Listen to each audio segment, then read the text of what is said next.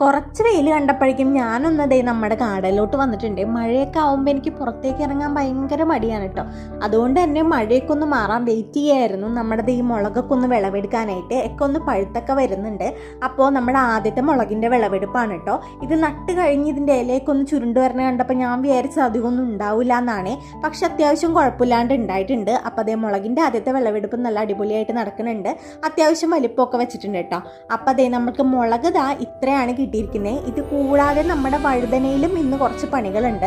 നന്നായിട്ട് ഉണ്ടാവുന്നുണ്ട് കേട്ടോ. ഇതിലൊരു പുഴു പോലെ ഒരു സാധനം വന്നിട്ട് നമ്മളൊരുവിധം മരുന്നൊക്കെ അടിച്ചാണത് കളഞ്ഞത്. എന്നാലും ഇതിൽ കുറേ ഉണ്ടാവുന്നുണ്ടെങ്കിലും അതിനതൊന്നും പിടിച്ചു നിർത്താനുള്ളൊരു സ്ട്രെങ്ത് ഇല്ല.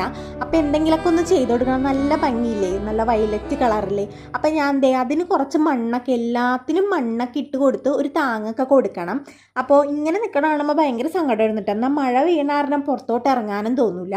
അപ്പോൾ ഇന്നെന്തായാലും ഞാൻ കുറച്ച് പഴയ ചീരയുടെ മണ്ണൊക്കെ എടുത്തിട്ട് അതിലോട്ട് ഇട്ട് കൊടുക്കുന്നുണ്ട്. നമ്മൾ നട്ട് കൊടുത്ത ആ സമയത്ത് ഇട്ട് കൊടുത്തതല്ലാണ്ട് പിന്നെ വേറെ ഒന്നും ചെയ്തിട്ടുണ്ടായിരുന്നില്ല കേട്ടോ. ഇടയ്ക്ക് കുറച്ച് പച്ചക്കറിയുടെ വേസ്റ്റൊക്കെ കൊണ്ടിടും എന്നല്ലാണ്ട് വേറെ ഒന്നും ചെയ്യാറില്ലേ.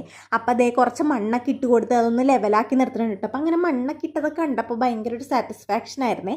അപ്പോൾ എന്തായാലും നല്ല അടിപൊളിയായിട്ട് ഉണ്ടാവട്ടെ. എല്ലാത്തിലും ഉണ്ടാവുന്നുണ്ട് കേട്ടോ. പക്ഷെ ആ വെയിറ്റ് അങ്ങോട്ട് താങ്ങുന്നുണ്ടായിരുന്നില്ല എന്നുള്ളൂ.